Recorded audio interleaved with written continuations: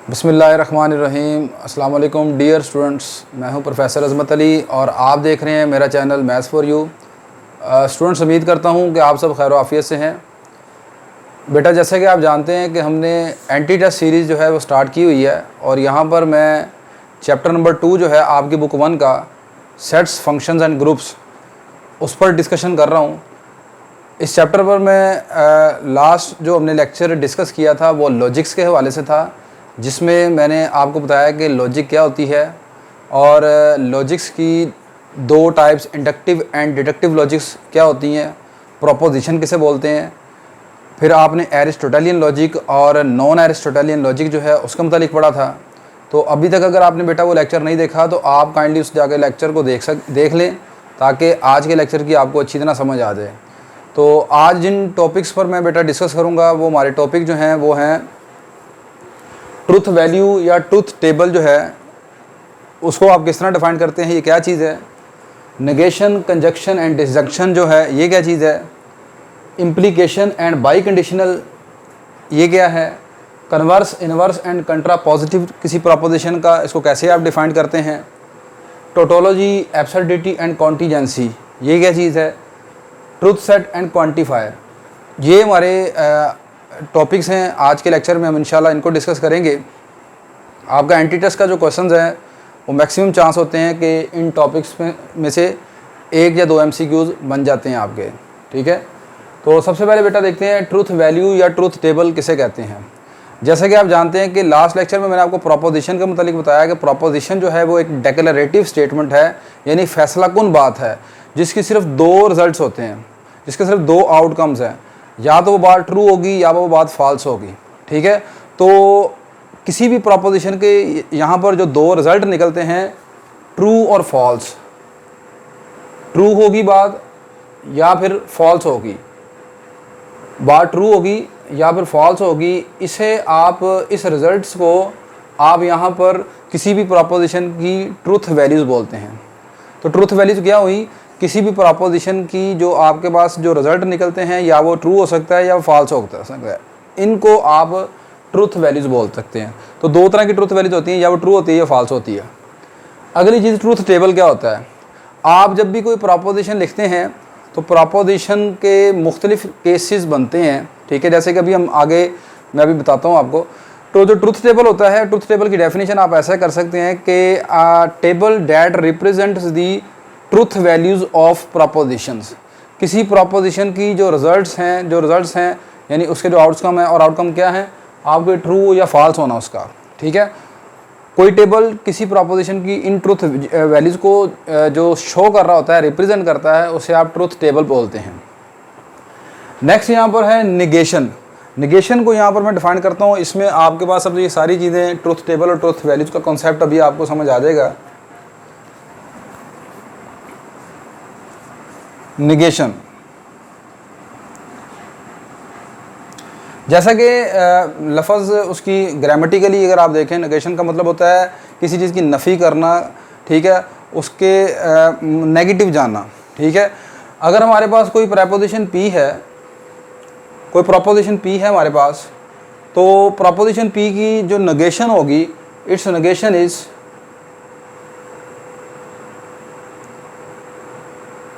इसकी निगेशन को आप इस साइन से डिनोट करते हैं, ठीक है। ये निगेशन जो है इसे निगेशन P पढ़ते हैं आप, ठीक है। अब इस P की और इसके निगेशन P की जो आपके पास जो यहाँ पर ट्रुथ टेबल बनता है, जो ट्रुथ वैल्यूज़ बनती हैं, वो कैसी हैं।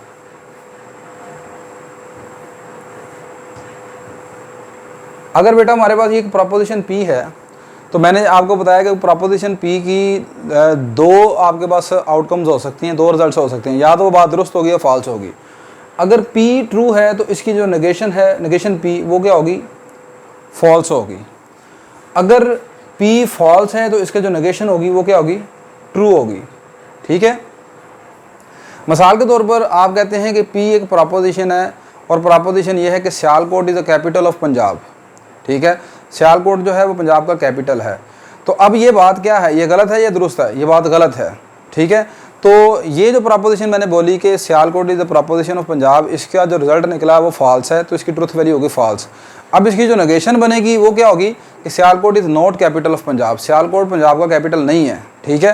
तो अगर यहाँ पर मैं पी जो है वो Sialkot is the capital of Punjab है, तो उसकी ट्रुथ वैल्यू फॉल्स निकली है, तो उसके नेगेशन जो है वो ट्रुथ वैल्यू क्या बनेगी, ट्रू बनेगी, ठीक है। तो किसी चीज़ की किसी चीज़ की नफ़ी करना, उसका नेगेटिव करना, उसको आप नेगेशन बोलते हैं। नेक्स्ट आपके पास बेटा यहाँ पर है कंजक्शन। अगर हमारे पास कंजक्शन जो है हमेशा याद रखिएगा, दो प्रपोजिशन को मिलाने के लिए आप इस्तेमाल करते हैं। अगर हमारे पास दो प्रपोजिशन पी एंड क्यू हैं,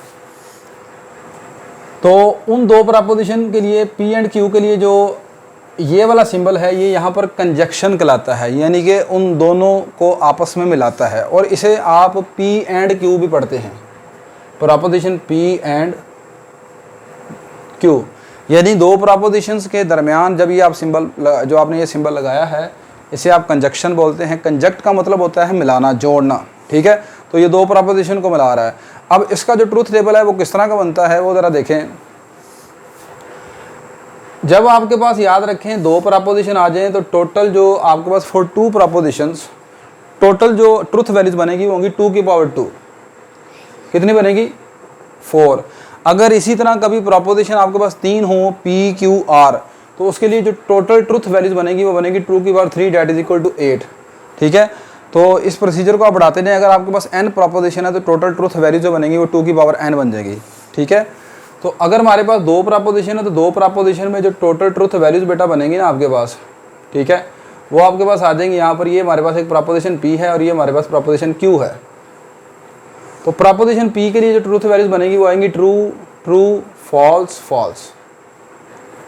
ये पहले हमने, जब भी आपके पास दो प्रपोजिशन है तो उसमें पहली प्रपोजिशन की जो ट्रूथ वैल्यूज आपने बनानी होती हैं वो पहले ट्रू दो मरतबा ट्रू लिखते हैं, फिर 2 मरतबा फॉल्स लिखते हैं। अब प्रपोजिशन क्यू की जो ट्रूथ वैल्यूज बेटा बनेगी यहाँ पर वो आएंगी इस तरह, ट्रू, फॉल्स, ट्रू, फॉल्स, ठीक होगी बात ये। अब इन दोनों प्रपोजिशन के दरमियान आपने कंजक्शन निकालना है, पी एंड क्यू। तो ये जो बेटा पी एंड क्यू इन दोनों के दरमियान कंजक्शन निकलता है, ये याद रखें, ये ए इसकी जो ट्रूथ वैल्यूज होती हैं, ठीक है, ये सिर्फ एक जगह पर ट्रू होता है जब पी भी ट्रू हो और क्यू भी ट्रू हो। 3 जगहों पर ये फॉल्स होगा। मतलब ये जब ये पी भी ट्रू है और क्यू भी ट्रू है, तो यहाँ पर इसका जो पी एंड क्यू निकलेगा रिजल्ट वो होगा ट्रू। जब पी ट्रू है क्यू फॉल्स है, तो यहाँ पर भी फॉल्स आ जाएगा, ये भी फॉल्स आ जाएगा, ये भी फॉल्स आ जाएगा, ठीक है। यानी जब आपके पास दोनों प्रपोजिशन जो हैं पी एंड क्यू दोनों ट्रू होंगी, तो उनका जो कंजक्शन निकलेगा पी एंड क्यू फिर वो ट्रू होगा, अदरवाइज 3 जगह पर ये फॉल्स होगा। मिसाल के तौर पर मैं ये कहता हूँ कि अगर P एक प्रपोजिशन है, वो ये शो करती है कि जैसे मैंने अभी पहले कहा Sialkot is capital of Punjab, ये हमारे पास एक प्रपोजिशन है P, उसका नाम हमने रख लिया।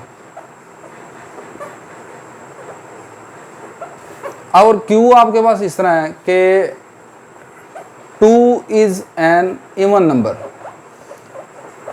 2 इज़ एन इवन इंटीजर।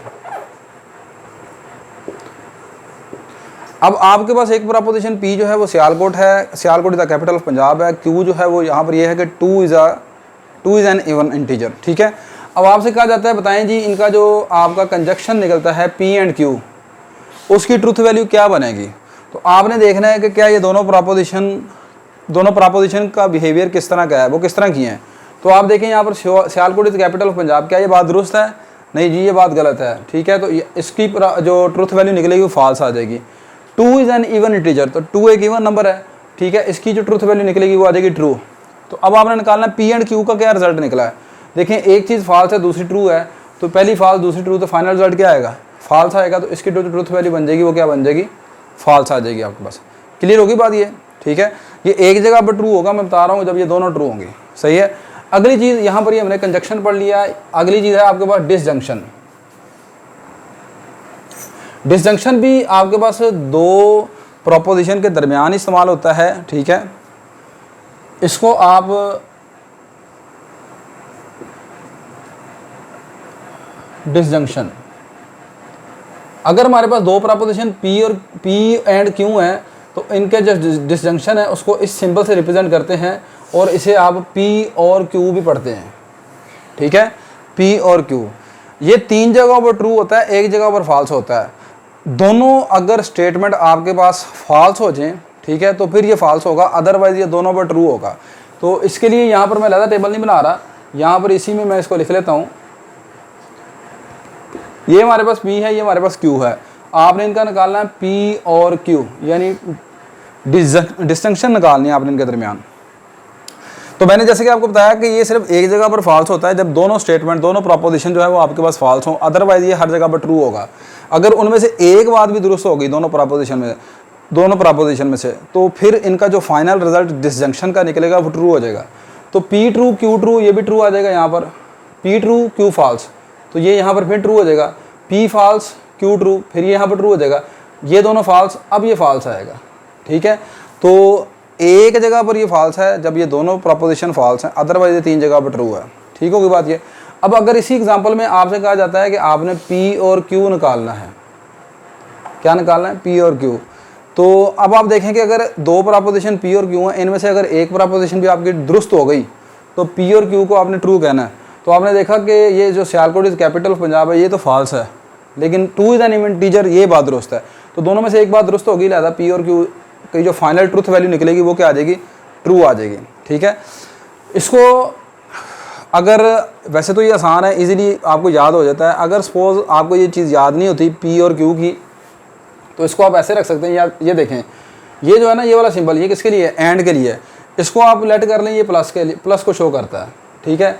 और ये जो है ये आप जानते हैं और के लिए, यानी डिसजंक्शन के लिए, ठीक है। इसको आप इसे आप सपोज कर लें ये मल्टीप्लाई को शो करता है, इसे आप सपोज कर लें ये प्लस को शो करता है, ठीक है। T का मतलब है 1 और F का मतलब है 0, सपोज कर लें आप, ठीक है। अब आपने ये ट्रूथ टेबल बनाना है, आपने ट्रूथ टेबल बनाना है। सिर्फ इस वैल्यू को ज़रा देखें, 1 इंटू 1, पहले इन दोनों को देखें ना, P और Q। 1 इंटू 1 आपने निकालना है P एंड Q। तो P एंड Q के लिए आपने क्या सिंबल याद रखना है? मल्टीप्लाई का। T की वैल्यू 1, F की वैल्यू 0, ये 1 ये भी 1, 1 इंटू 1 1 आ गया। तो 1 किसको रिप्रेजेंट कर रहा है? T को, तो T आ गया। 1 इंटू 0 0, तो 0 किसको रिप्रेजेंट कर रहा है? F को। फिर 0 इंटू 1 किसको रिप्रेजेंट कर रहा है? 0 इंटू 1 0, तो 0 किसको रिप्रेजेंट कर रहा है? F को। ये भी 0 ये भी 0, 0 इंटू 0 डैट इज़ 0, तो 0 का मतलब F, ठीक है। तो आप इसको ऐसे भी याद रख सकते हो। आगे चलें, ये वाला, अब इसके लिए आप याद रखें प्लस का निशान, प्लस का सिंबल याद रखें। बस पहली वैल्यू में आपने बस ये याद रखना है, 1 + 1 होता है 2 वैसे, ठीक है। तो बस उसके लिए आप याद रखें, यहाँ पर ये दोनों ट्रू हैं तो ट्रू आ जाएगा। अब अगली बात सुने, T की वैल्यू 1, F की वैल्यू 0, 1 + 0 कितना हो गया? 1, तो 1 किसको शो करता है? T को। 0 + 1 कितना हो गया? ये F0, T का मतलब 1, तो 0 + 1 कितना हो गया? 1, तो 1 किसको शो कर रहा है? T को। ये भी 0 ये भी 0, 0 + 0 0, आंसर 0 आएगा। तो 0 किसको रिप्रेजेंट कर रहा है? F को, ठीक है। तो वैसे तो इतना मुश्किल नहीं है ये, आपको मैंने बताया कि कंजक्शन जो है वो सिर्फ एक जगह पर ट्रू है और डिसजंक्शन जो है वो सिर्फ एक जगह पर फॉल्स है, ठीक है। नेक्स्ट बेटा, अब यहाँ पर हम देखते हैं कि इम्प्लीकेशन और बाई कंडीशनल किसे कहते हैं। ये इंपॉर्टेंट चीज़ है, इसमें से क्वेश्चन आपका पेपर में बनता है, ठीक है। इसको ज़रा आप देखें। ले बेटा, नेक्स्ट अब यहाँ पर हमने डिस्कस करना है इम्प्लीकेशन को। तो इम्प्लीकेशन जो है ये भी आप दो प्रपोजिशन के लिए इस्तेमाल करते हैं। अगर आपके पास एक प्रपोजिशन P है और दूसरी प्रपोजिशन Q है, तो इनके दरमियान जो इम्प्लीकेशन का साइन है उसको आप किस तरह शो करते हो? देखो, P इम्प्लाइज Q, ये जो एरो का साइन है इसे आप इम्प्लीकेशन या कंडीशनल बोलते हैं यहाँ पर, ठीक है। यहाँ पर बेटा जो आपकी जो पहली प्रपोजिशन है P का नाम यहाँ पर होता है एंटीसीडेंट, या इसको आप हाइपोथेसिस भी बोलते हैं।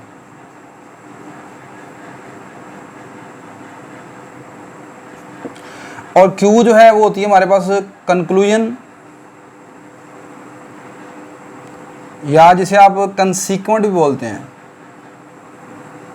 यानी रिजल्ट। तो P का मतलब एंटीसीडेंट और हाइपोथेसिस। हाइपोथेसिस आप जानते हैं हमेशा अजम्पशन को कहते हैं, ठीक है। तो P इम्प्लाइज Q जो है वो आपके पास सिर्फ एक जगह पर फॉल्स होती है, जब पहली बात यानी P ट्रू हो और Q फॉल्स हो। जब आपका P जो है वो ट्रू हो और Q आपका फॉल्स हो जाए तो याद रखिएगा जो P इम्प्लाइज Q निकलेगा ये फाइनल फॉल्स आएगा आपके पास। जब P ट्रू हो यानी आपका हाइपोथेसिस ट्रू हो, कंक्लूजन आपकी फॉल्स आ जाए, तो फिर याद रखिएगा P इम्प्लाइज Q जो रिजल्ट निकलेगा फॉल्स आ जाएगा। मैं अभी यहाँ पर आपको एक बड़ी इंपॉर्टेंट एग्जांपल से समझाता हूँ, ठीक है। पहले तरह इसका ट्रूथ टेबल हम देख लें। यहाँ पर ये मेरे पास P और Q ये दोनों ये ऐसे ही बने रहेंगे, ठीक है। P की वैल्यूज आ गई, Q की वैल्यूज आ गई। अब यहाँ पर आपने बनाना है P इम्प्लाइज Q का आखिरी कॉलम, ठीक है। मैं पूरा टेबल नहीं दोबारा बना रहा, आपके पास ये P और Q आपके सामने है, मैं सिर्फ रिजल्ट लिख रहा हूँ P इम्प्लाइज Q। ये दोनों ट्रू हैं तो आपका P इम्प्लाइज Q ट्रू आ जाएगा, P आपका ट्रू Q आपका फॉल्स। तो याद रखें जो आपका P इम्प्लाइज Q निकलेगा वो फॉल्स आ जाएगा। पहली बात ट्रू, पहली बात फॉल्स, आखिरी बात ट्रू, अब भी ये बात ट्रू आएगी। दोनों बातें फॉल्स हैं, अब भी ये बात ट्रू आएगी, ठीक है। दोबारा देखें, दोनों वैल्यूज ट्रू हैं तो final result P implies Q का ट्रू आ गया।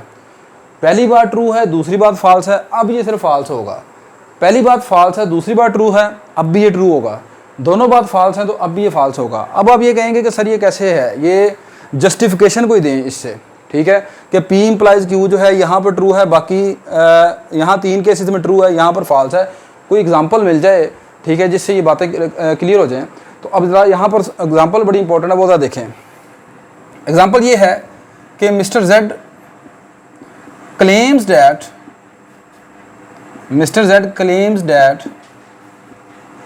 if he assigns as a captain,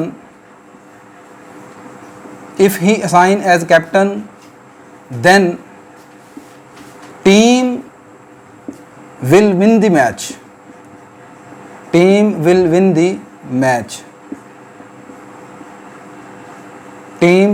the match.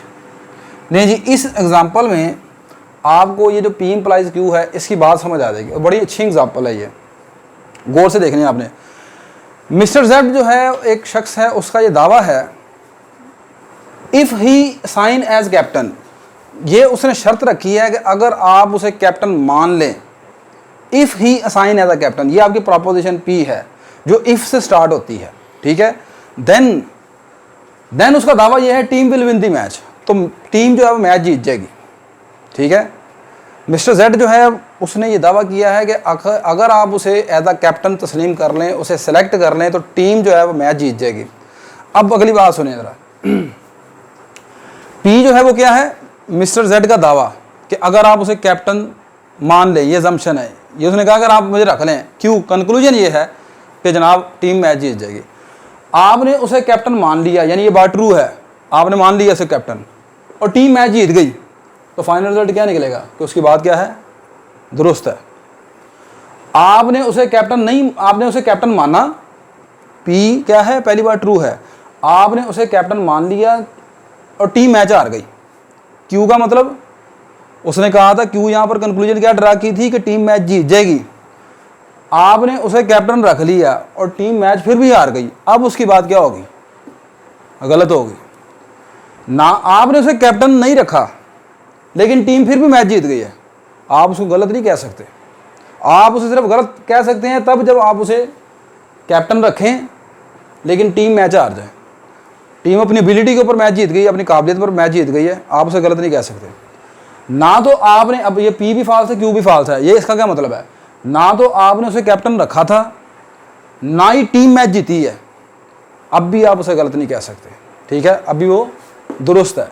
तो वो सिर्फ एक जगह पर गलत होगा, जब आप उसे कैप्टन रखें और टीम मैच हार जाए, तो अब आप कहेंगे भाई अब तुम्हारी बात गलत है। अदरवाइज 3 के 3 केसेस में वो बंदा ठीक है, ठीक है। तो ये जो एग्जांपल है, मेरा ख्याल है इससे आपको ये बात क्लियरली कवर हो गई होगी कि P इम्प्लाइज Q को आप किस तरह मालूम करते हैं, ठीक है। नेक्स्ट बेटा, अब आपके पास है बाई कंडीशनल। बाई कंडीशन जो है ये इसको आप किस तरह डिफाइन करते हैं, बाई कंडीशनल को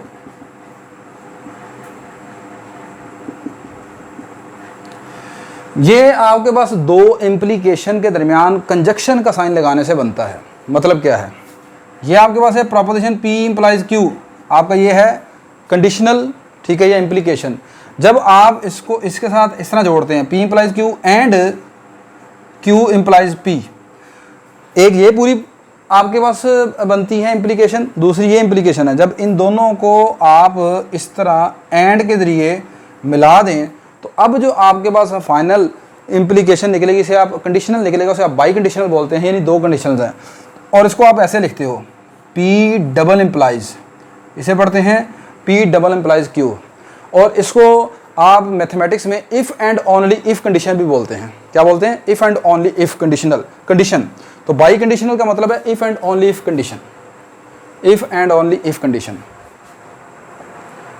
if and only if condition.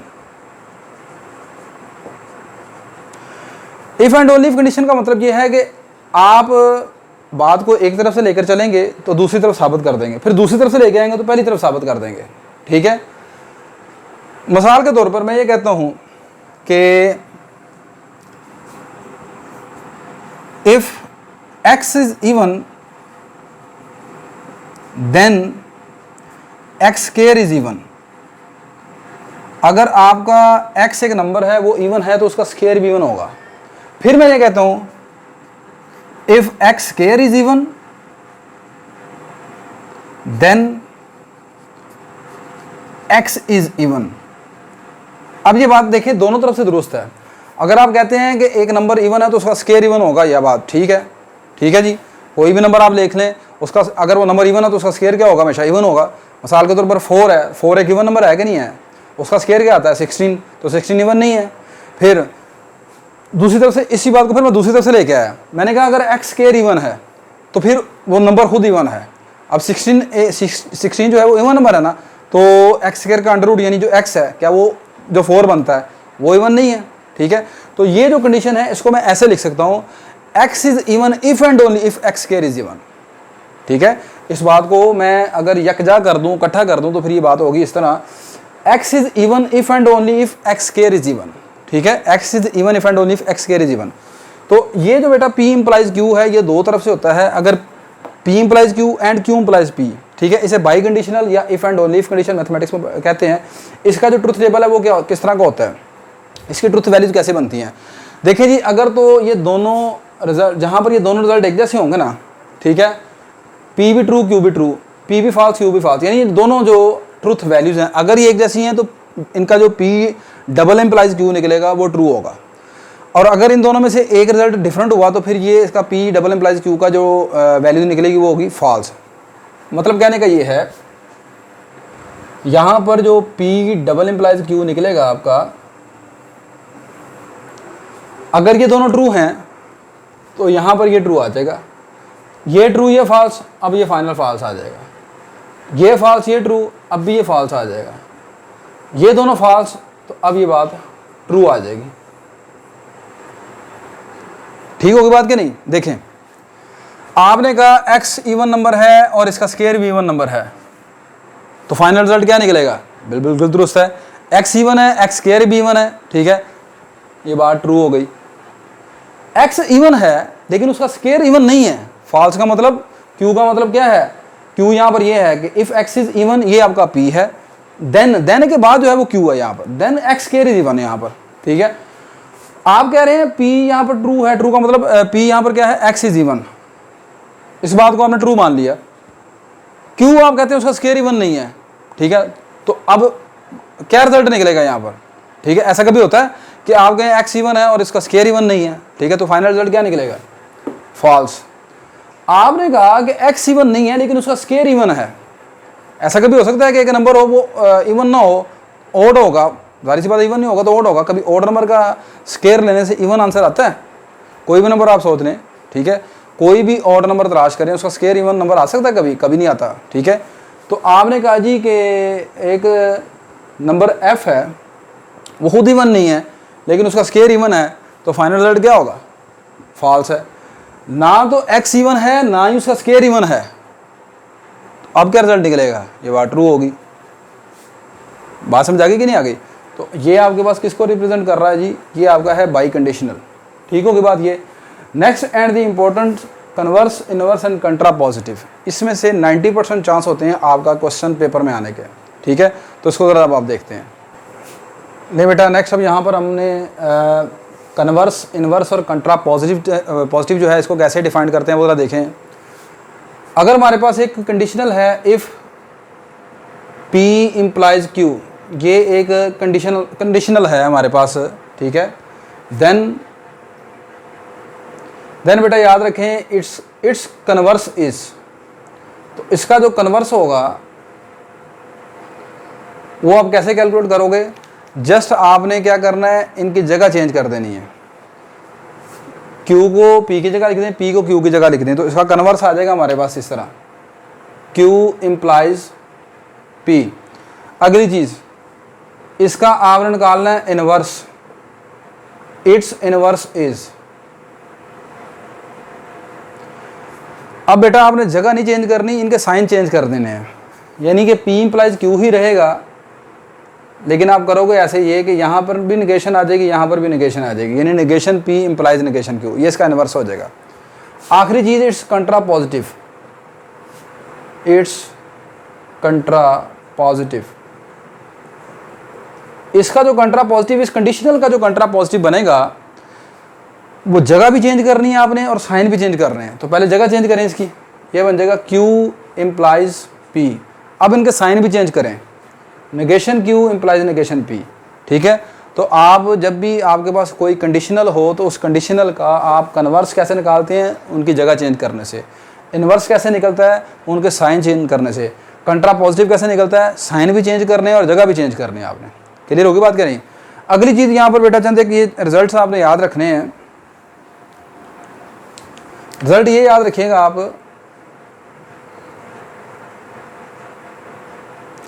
कि किसी भी कंडीशनल का जो कन्वर्स और इनवर्स है, ये दोनों इक्विवेलेंट होते हैं। Converse and inverse are equivalent. किसी भी कंडीशनल का कन्वर्स निकालने और उसका इनवर्स निकालने, ये दोनों इक्विवेलेंट होंगे। इक्विवेलेंट का मतलब है कि उनकी जो ट्रुथ वैल्यूज निकलेंगी ना, वो बिल्कुल एक जैसी होंगी। ठीक है, मिसाल के तौर पर ये P इम्प्लाइज Q है, इसका कन्वर्स और इसका इनवर्स जो निकालेंगे ना आप, ये दोनों आपस में क्या है, इक्विवेलेंट हैं। दूसरी चीज़, एनी कंडीशनल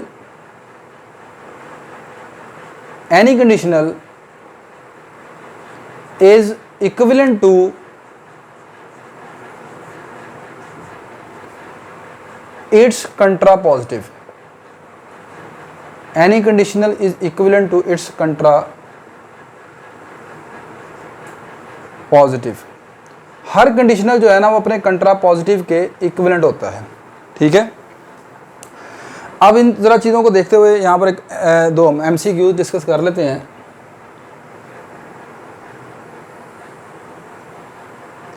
मिसाल के तौर पर आपसे मैं पूछता हूँ, कहते हैं जी कि क्वेश्चन ये है इस तरह, contrapositive of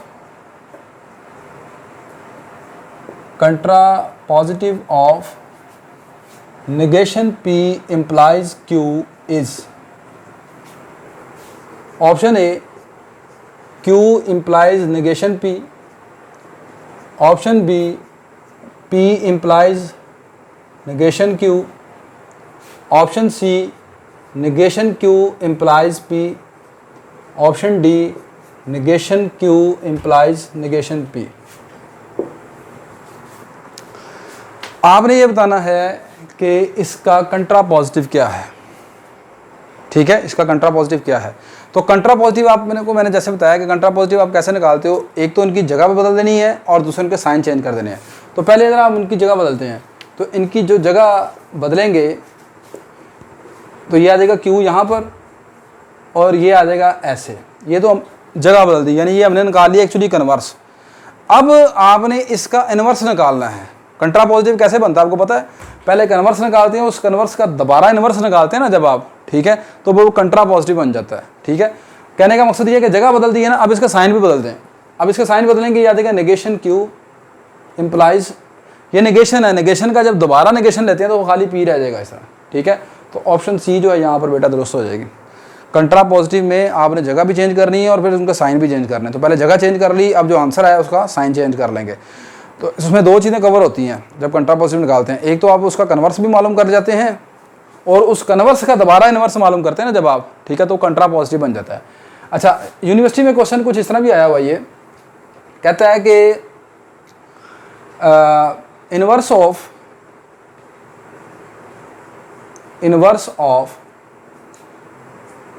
P negation P implies negation Q is equivalent to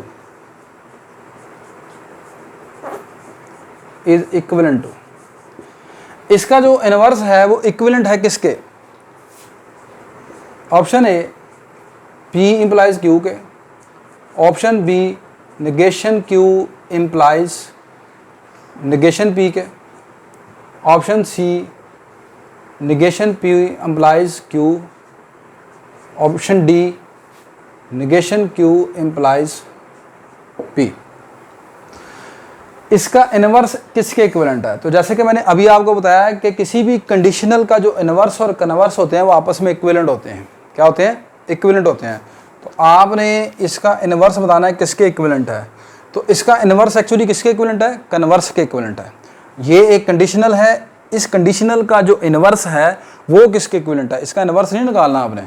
कहता है कि इसका जो इनवर्स होगा वो किसके इक्विवेलेंट होगा। तो मैंने आपको बताया कि किसी भी कंडीशनल का जो इनवर्स होता है वो उस कंडीशनल के कन्वर्स के इक्विवेलेंट होता है। ठीक है, तो असल में एक्चुअली वो इनडायरेक्टली आपसे इसका कन्वर्स पूछना चाह रहा है।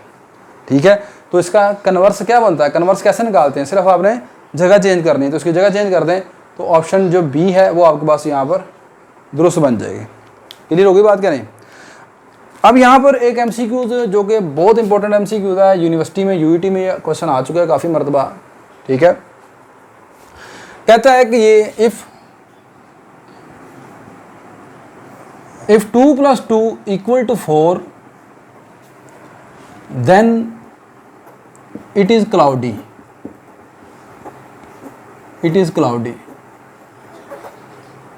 Contrapositive of the statement is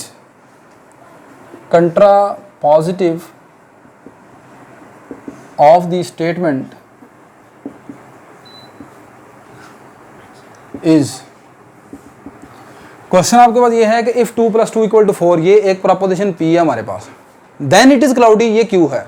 अगर 2 + 2 4 के बराबर होगा तो मौसम जो है वो अबरआलूद होगा, देन इट इज क्लाउडी ये है। तो कहता है इस जो आपको स्टेटमेंट दी गई है पूरी, इसका कंट्रा पॉजिटिव क्या बनता है? Option A if it is cloudy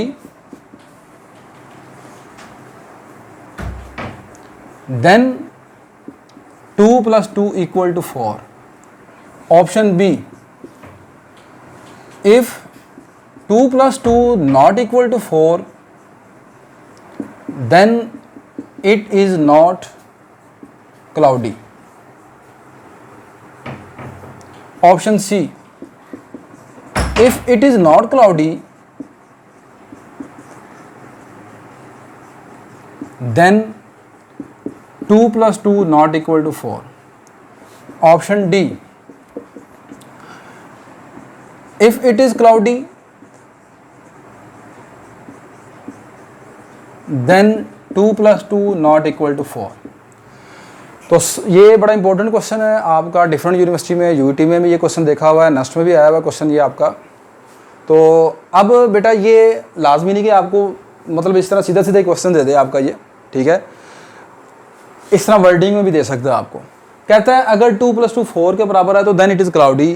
तो यहाँ पर बेटा आप सबसे आपने पहले देखना है कि पी क्या है। पी ये है 2 + 2 = 4, इफ़ 2 = क्यू ये है, देन इट इज़ क्लाउडी। जो देन के बाद का लफ्ज़ होता है ना वो क्यू है, तो उसी प्रपोजिशन होती है, देन इट इज़ क्लाउडी। तो फिर ये क्या होगा? क्लाउडी होगा। देखें जी, अब आपने निकालना है इनका कंट्रा पॉजिटिव। कंट्रा पॉजिटिव कैसे निकलेगा? आप इनकी जगह भी चेंज करेंगे, साइन भी चेंज करेंगे। जगह चेंज करेंगे तो क्या होगा? If it is cloudy then 2 + 2 = 4। ये जो पहली ऑप्शन ए है ये इसका कन्वर्स है। आपकी ये जो सवाल है ना, आपका जो क्वेश्चन है, ये जो स्टेटमेंट है, इसका अगर आपको कन्वर्स कहता है ना तो बेटा ये कन्वर्स जो है ना वो ऑप्शन ए है। This is your converse. क्या है, ये कन्वर्स है। अगली चीज़, ये जो ऑप्शन बी है ना, ये इसका इन्वर्स है। ऑप्शन बी में क्या करते हैं, इन्वर्स में क्या करते हैं, आप जगह नहीं चेंज करते, साइन चेंज करते हैं, ठीक है, चीज़ को उसका नेगेटिव करते हैं।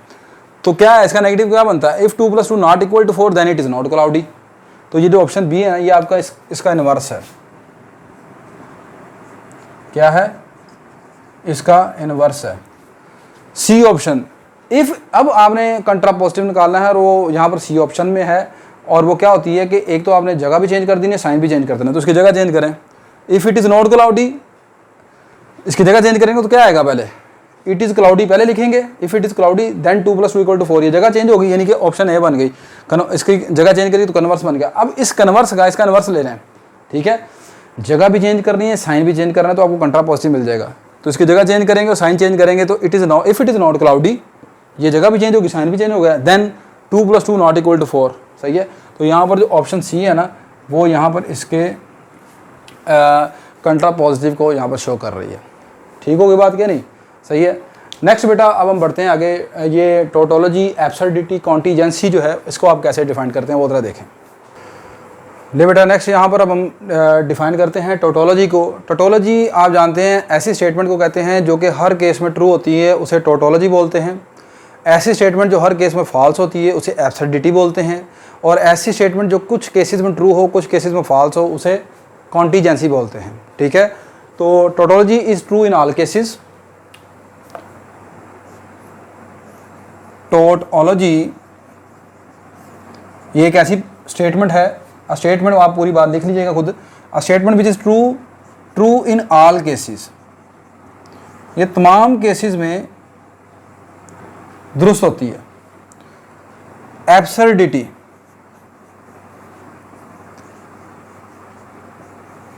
False in all cases.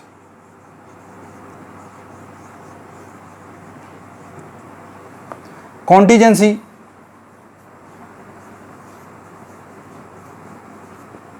कहीं पर दुरुस्त है, कहीं पर गलत है। Might be true in some cases और फॉल्स।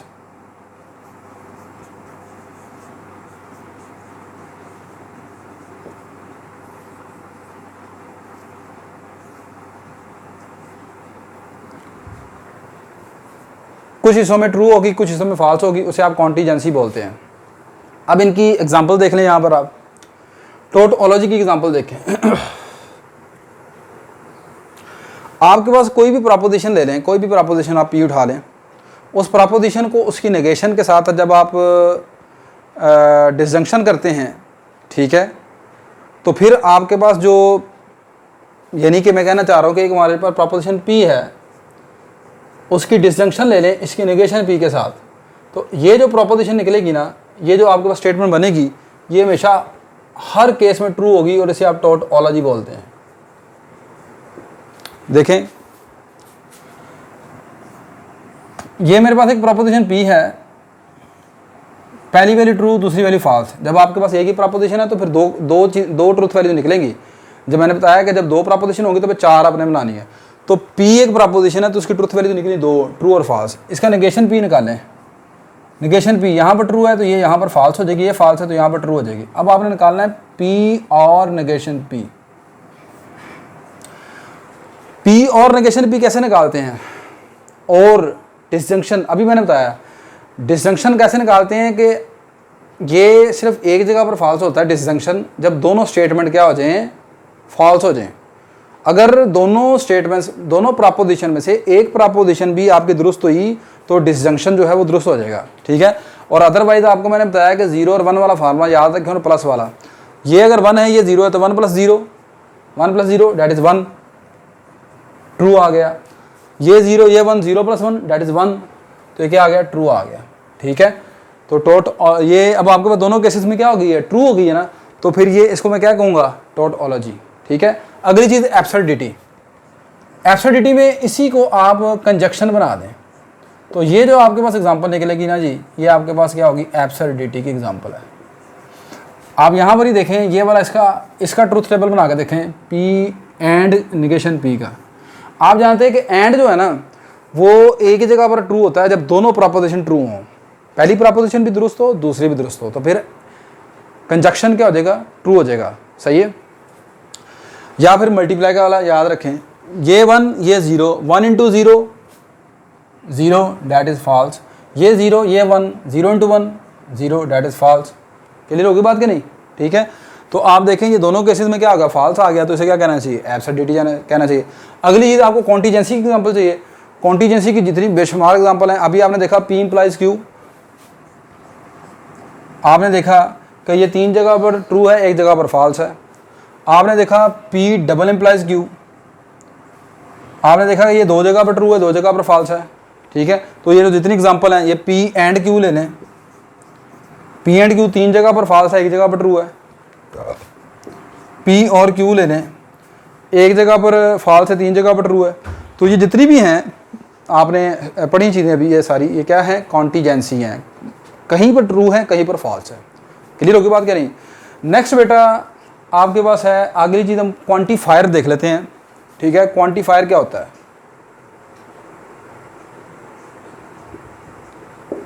क्वांटिफायर की डेफिनेशन इस तरह है, अ वर्ड और सिंबल, अ वर्ड और symbol that gives the idea of quantity, idea of quantity, idea of quantity is called quantifier। दो तरह के यानी ऐसा सिंबल या ऐसा वर्ड जिससे आपको क्वांटिटी का, मकदार का कॉन्सेप्ट मिलता हो, आइडिया मिलता हो, उसे क्वांटिफायर बोलते हैं।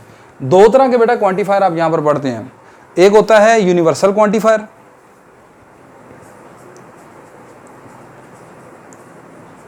यूनिवर्सल क्वांटिफायर को आप ये पढ़ते हैं फॉर ऑल। आप कहते हैं ना तमाम पॉजिटिव इंटीजर जो 10 से बड़े हैं, तो 10 से बड़े तमाम पॉजिटिव इंटीजर का क्या मतलब होता है, x ग्रेटर देन 10। तो इससे आपको क्या क्वांटिटी का कोई कंसेप्ट नज़र नहीं आता। जब भी आप कहते हैं कि तमाम पॉजिटिव इंटीजर जो 10 से बड़े हैं, तो उसका मतलब क्या है कि आपने 10 के आगे जितने नंबर है 11, 12, 13, 14 ये सारे लिखने हैं, ऐसी है ना। तो ये क्वांटिटी का कंसेप्ट आ गया ना आपके जहन में।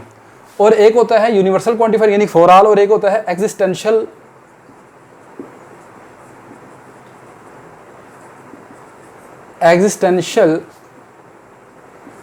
क्वांटिफायर, और इसको आप पढ़ते हैं देयर एग्जिस्ट, ठीक है। इस सिंबल को आप एग्जिस्टेंशियल क्वांटिफायर पढ़ते हैं, ठीक है। तो ये 2 तरह का क्वांटिफायर है।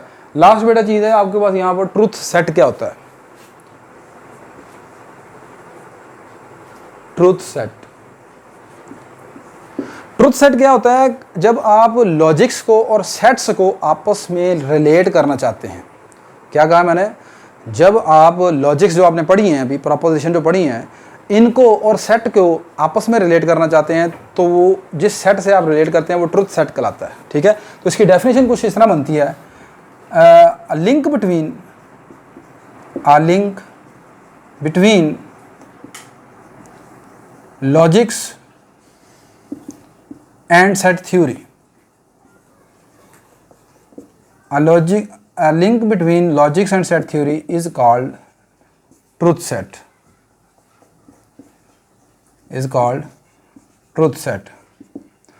अब यहाँ पर ट्रूथ सेट के हवाले से चंद एक चीज़ें आप देख लें। हमारे पास फ़र्ज़ करें कि एक प्रोपोजिशन P है, तो प्रोपोजिशन P के ऑपोजिट हमेशा जब मैं किसी सेट को लेट करूँगा तो आप उसका नाम कैपिटल P सेट रख लें, ABC रख लें। यानी एक प्रोपोजिशन P है तो उसके कॉरस्पॉन्डिंग एक सेट मिलेगा P। नेगेशन P है तो नेगेशन P के ऑपोजिट आपको जो सेट मिलेगा उसको हम P का कंप्लीमेंट से रिप्रेजेंट करेंगे। यहाँ पर ये बात समझ आई। अब यहाँ पर चीज़ें देखते जाएगा, ये भी आपसे पेपर में पूछ लेता है। नेगेशन P, ठीक है, ये P एक प्रोपोजिशन है, नेगेशन आपने लगा दी उसके ऊपर, इसके ऑपोजिट कहता है जी ये लॉजिकली कहेगा। अभी मैं सवाल करवाऊंगा आपको कि लॉजिकली जो है ये चीज़ लॉजिकली किस सेट के इक्विवेलेंट है, तो आप इसका क्या पढ़ोगे, P का कंप्लीमेंट। आपने ये निकाला P और Q यानी डिसजंक्शन निकाला था ना अभी आपने, P और Q, तो ये लॉजिकली इक्विवेलेंट होगा इसके, या मैं इसको चले इक्वल इस तरह कर लेता हूँ, ये चीज़ P यूनियन Q। क्लियर होगी बात। ये आपने P एंड Q पढ़ा, तो इसको बेटा आप लिखोगे P इंटरसेक्शन Q। अच्छा ये बेटा नेक्स्ट अब आपके पास है P इम्प्लाइज Q। तो P इम्प्लाइज Q जो है ना वो एक्चुअली सबसे पहले ये नेगेशन P और Q के इक्वल है, ये दोनों प्रोपोजिशन आपस में इक्विवेलेंट है। अब यहाँ से आपने इसका ट्रुथ सेट बनाना है तो वैसे बनेगा, नेगेशन P का ट्रुथ सेट क्या है, P का कंप्लीमेंट, ये और के लिए क्या साइन इस्तेमाल होता है, यूनियन, ये आ गया सेट Q। तो P इम्प्लाइज Q के मतलब कभी पूछेगा कि इसका ट्रुथ सेट क्या बनता है तो आपने लिखना है P complement union Q। Clear होगी बात क्या नहीं? अच्छा नेक्स्ट बेटा आपने याद रखना ये चीज़ कि आपका जो कॉन्टीजेंसी जो होती है, टोटोलॉजी जो होती है, चूँकि ये हर केस में ट्रू होती है, ठीक है, हर केस में ट्रू होती है यहाँ पर। तो यहाँ पर जो टोटोलॉजी का कोई भी टोटोलॉजी है ना आपके पास, जैसे ये एक टोटोलॉजी है, इस टोटोलॉजी का जो ट्रूथ सेट बनता है वो क्या है, truth set of tautology is, truth set of tautology is universal set, is universal set. किसी भी टोटोलॉजी का जो ट्रूथ सेट है वो यूनिवर्सल सेट होगा, किसी भी टोटोलॉजी का, ये नहीं कि सिर्फ इसका, कोई भी जो आपके पास इस तरह ट्रूथ टेबल बनाकर हर जगह पर ट्रू आ जाए उसे आप टोटोलॉजी कहेंगे तो उसके ऑपोजिट आपको कहता है कि ट्रूथ सेट कौन सा होगा, तो यूनिवर्सल सेट आपने लेना है। सही है, यूनिवर्सल सेट क्या होता है, सबसे बड़ा सेट जिसमें हर एलिमेंट आ रहा है आपके पास, ठीक है। तो आपके पास ट्रूथ सेट जो टोटोलॉजी का बनेगा वो यूनिवर्सल सेट होगा। अब अगली बात, एब्सर्डिटी जो कि हर केस में फॉल्स होती है, तो इसके ऑपोजिट जो आपको ट्रूथ सेट मिलेगा वो क्या होगा, एम्प्टी सेट, ठीक है, बिकॉज एम्प्टी सेट है नो एलिमेंट, ठीक है। तो एब्सर्डिटी के लिए जो आपने ट्रूथ सेट लिखना है वो एम्प्टी सेट है। बात क्लियर होगी कि नहीं होगी क्लियर यहाँ पर, ठीक है। अब आपका पेपर में सवाल समटाइम ऐसे पूछ लेता है कि A intersection B complement equal to A complement union B complement, ये आपका है डिमॉर्गन लॉ, ठीक है। डिमॉर्गन लॉ लॉजिकली किसके इक्विवेलेंट है इनमें से, ठीक है, option A, P and Q equal to negation P और negation Q। Option B, negation P and negation Q equal to negation P और negation Q। Option C, negation P and Q equal to negation P और negation Q।